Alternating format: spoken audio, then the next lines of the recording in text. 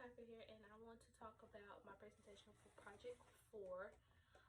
I did Chapter 7, which is talking about the direct instruction.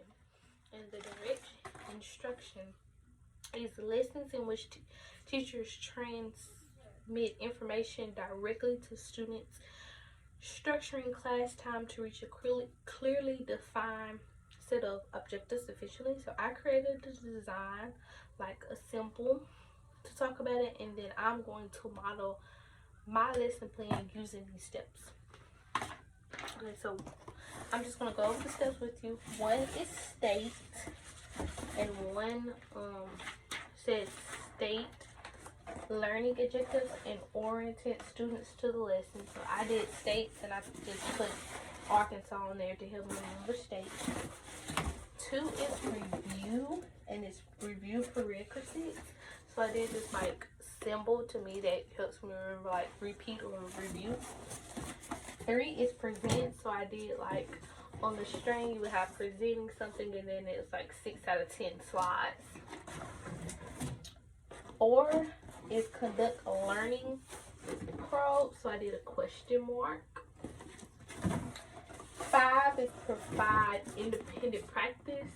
So I have a little student sitting at the desk and thinking, 6 is assess, and then I did like a multiple choice test and students are clear answer. And then 7 is provide distributed practice and review. So I did like a sheet that has some numbers on it, and then it says take home for like homework. So going to talk about my lesson, stating learning objectives and oriented students to lesson. So my learning objectives, my students' learning objectives are always posted on the board, and my students always receive a sheet every Monday of the skills they're going to be learning, an outline sheet that says the skills they're going to be learning, the skills they're going to be learning, the stories they're going to be reading, the vocabulary words, the spelling words, and what we're going to be focused on for spelling and phonics. In my lesson, we have over an hour or so of time spent for language arts and reading, so we were able to split those time frames up and to focus on those different things. So my learning objectives have always posted, and then every morning and every day I go over those learning objectives and the classroom expectations for those objectives. So they know what's expected of them, they know what they're going to learn, and they know what they're going to need to know and learn as well. For example, I'm going to use this week's plan. Our comprehensive strategy is making predictions. Our comprehensive skill is theme. Our vocabulary strategy is personification. And our writing traits is dealing with organization and sequencing. Our grammar is possessive nouns. And then for general, we're working on folktales. And then the story that we're focusing on is called The Magical Lost Brocade. And then for spelling, we're doing contraction words. And for phonics, we're talking about the 6-syllable types. So all these skills and things that they are learning all ties in with the story and the genre. And so when I'm planning my lessons, I kind of have that in the back of my head, like what are the skills, what is the story, and how do they tie in together. 2 says review prerequisites, and those are previous like skills, any skills and concepts that the students need to know to understand. So for me, I had to talk about what a contraction is. Then I teach 5th grade, so they should know, but some are still not aware. So I had to go back and give them the definition of contractions. We took those spelling words, a couple of them, and we split them apart and broke down the 2 words that they combined, and we talked about that process. I talked about genres with them, and we talked about what the folktale genre was, what makes a story considered folktale.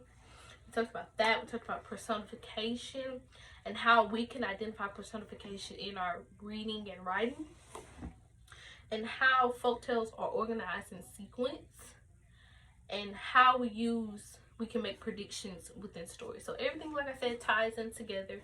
And so that's what I did. And especially I taught the 6 syllable types because that'll help us as lessons progress. So that's what I did. And 3 says present new material. Anytime that I'm teaching a new skill or a new concept or even reviewing prerequisites, I always model. And I model and demonstrate, and I usually do a I do, we do, you do. Or sometimes I change it to I do, you do, we do. Or sometimes it's I do, you do, we do. So I change the order all the time, especially when it is with contractions and those skills that are really critical to what we need to know. Also, every lesson has an essential question, and we're all trying to aim at the essential question within the week time frame. Excuse me. So, any lesson that I do, I model and I talk, and I do everything for all my learners in my classroom. I want to throw that out there because they need to be able to see, hear, and focus. So I always model. I probably model 3 times good enough because I know my students need at least 2 to 3 times of me modeling, demonstrating, and then verbally saying, showing them, creating hand gestures in order for them to get it. 4 talks about conducting learning probes or posing questions to see where your students are on their understanding. When I'm asking a question, it's usually a clarifying question, or it's to get them to thinking critically, or them to walk me through a process. For example, when I'm doing the contraction lesson with them, I'll pretend to be dumb. I'll play dumb, and I'll be like, for example, the word was weave, W-E-B-E, and I'm like, weave? How do we get that? And I pretend to I do not know anything, and they have to, as a class, help me, walk me through the steps. And so it shows me who knows and who doesn't, and I can do a quick assessment and to actually see, okay, do I need to go over this in depth? And I'm also breaking everything down. We are talking about possessiveness, and they talk about apostrophe, so I break everything down. Like, I know the words that they're gonna, struggle with. So I break those words down and give them definitions, so they won't have any questions or concerns about definitions specifically. 5 is provide independent practice. So I give them time to practice this on their own, to get familiar with it. We do a lot of practice games and participation games, and they do a lot of independent time where they're independently practicing. They may be using a website, they might be answering questions, they might be putting words together and pausing and taking them apart. They might be using manipulative, so they're given time to practice on their own. 6 is assess performance and feedback. So assessing to me does not always mean give a quiz. When I assess, I usually do it whole group, and then I ask questions, and if I notice some people are not answering, then I'll talk about it. Or if it's a question and no hands go up and no one seems interested. So I do also give worksheets on that particular skill that we're focusing on and what they're learning, and it'll show me if I need to teach this or try again. I'm always giving feedback, specifically with math tests. After I grade a math test, I always put the correct answer if they get it wrong, and I also explain how I got that answer to kind of help them understand, hey, I did this wrong, but this time Ms. Pfeiffer did it, so I can be able to know you. 7, provide distributive practice and review. Homework. I'm not a big fan of homework. I'm going to throw that out. But I do give my students practice problems because I know there's some skills that they're not going to get from me, that they haven't gotten in previous grades, that they are lacking, and they need those skills.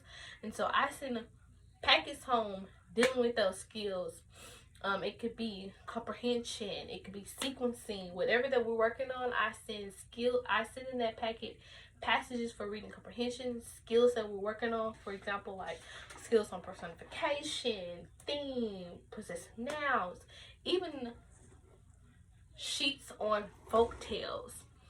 I also sent home math skills that we're working on that week, just to give them practice at home, to keep them refreshed at home, and they can receive credit for that. Here's my presentation again, my graphics that I created. I don't know if you can see, it's like a little foldable box, but this is my presentation, and that is all the time I have for today. Thank you.